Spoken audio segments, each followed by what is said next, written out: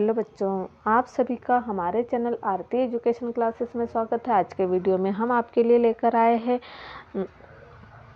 जो कि high school मुख्य परीक्षा सत्र 2023 है, जो कि मेन विषय हिंदी है। हम लेकर आए हैं यहाँ पर इसका जो सेट है वह डी के प्रश्न उत्तर। तो डी के जो प्रश्न उत्तर है वह किस तरह से आपको हल करना था, तो आप इस वीडियो को देखकर आप अपने अंकों का अनुमान लगा सकते हैं कि हमें कितने अंक प्राप्त होंगे। तो यह पेपर था हमारा 3 घंटों का और मैक्सिमम मार्क्स थे 75। यहाँ सभी प्रश्नों के हल उत्तर करना अनिवार्य था।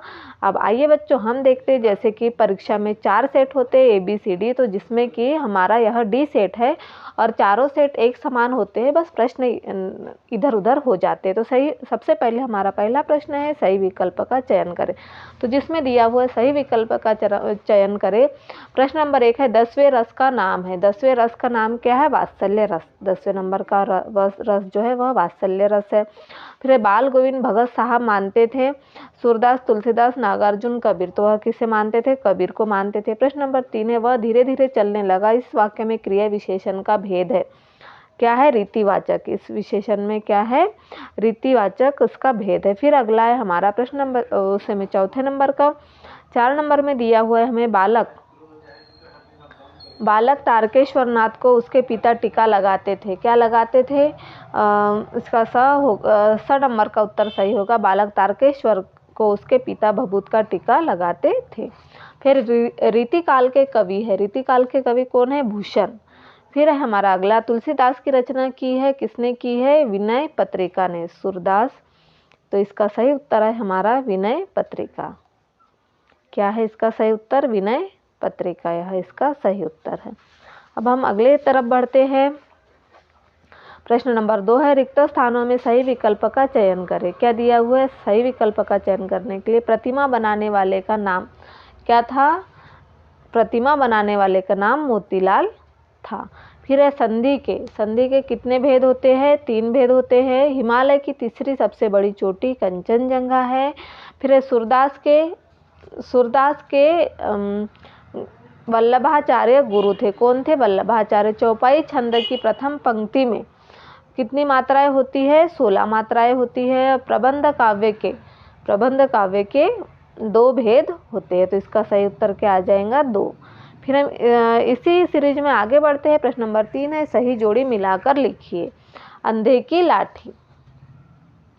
तो इसका सही उत्तर होगा अंधे की लाठी। तो यह है एकमात्र सहारा। फिर है मैं क्यों लिखता हूँ। मैं क्यों लिखता हूँ, तो इसका सही आएगा अज्ञेय। कामयानी नंबर 3 का है कामयानी का होगा जयशंकर प्रसाद। फिर है मानवीय क्रियाओं का आरोप, जिसका आएगा ई नंबर मानवीकरण। गद्य की प्रमुख विधाएं क्या है? निबंध। और लखनवी अंदाज हम किसे कहेंगे? यशपाल। तो इस तरह से हमने इसके सही जोड़ी का मिलान कर दिया है। अब हम आगे बढ़ते हैं। प्रश्न नंबर 4 एक वाक्य में उत्तर लिखिए। अब यहाँ पर हमें प्रश्न दिए हुए हैं 6। अब हम देखते हैं पहले प्रश्न, समास के कितने भेद होते हैं? तो समास के 6 भेद होते हैं। कितने भेद होते हैं? 6। एक अनार 100 बीमार का अर्थ लिखिए। क्या है? एक अनार 100 बीमार यानी एक वस्तु को बहुत अधिक चाहने वाले। फिर है भोलेनाथ के पिताजी गंगा के आटे में कितनी गोलियां प्रवाहित करते थे। तो यह क्या हो जाएगा? इसका सही उत्तर 500। भोलेनाथ के पिताजी गंगा के आटे में 500 गोलियां प्रवाहित करते थे। कवि निराला ने बादलों की तुलना किससे की है? तो कवि निराला ने बादलों की तुलना बालकों के घुंघराले बालों से और क्रांति के दूतों से भी की है। रस के कितने अंग होते हैं? तो रस के 4 अंग होते हैं। गद्य की 3 गौण विधाएं लिखिए। तो गौण विधाएं में आएगा सबसे पहले स्मरण, रेखा चित्र और डायरी। यह क्या है? हमारी गद्य की 3 विधाएं है। फिर हम आगे बढ़ते हैं। सत्य और असत्य यहाँ पर दिया हुआ है, सत्य असत्य लिखिए। तो देखिए यहाँ पर सबसे पहला प्रश्न है हमारा, आदमी ने पहले का आविष्कार किया। आदमी ने पहले पहल आग का आविष्कार किया। यह क्या हो जाएगा? हमारा सत्य। जो जीता न जा सके उसे अजेय कहते हैं। यह भी सत्य है।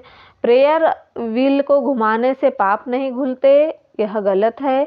हिरोशिमा में परमाणु बम गिरा था, यह भी सत्य है। मुख्य गायक के स्वर चट्टान जैसे भारी और गंभीर थे, यह भी सत्य है। और दोहा एक सममात्रिक छंद है, यह असत्य है। तो इस तरह से हमने सत्य और असत्य को यहाँ पर बता दिया है, आप मिलान कर लीजिए। अब हमारा अगला प्रश्न है, शहनाई की दुनिया में डूमराव को क्यों याद किया जाता है? यह 2 नंबर का प्रश्न है। तो जो आगे के प्रश्न है, प्रश्न क्रमांक 6 से हमारे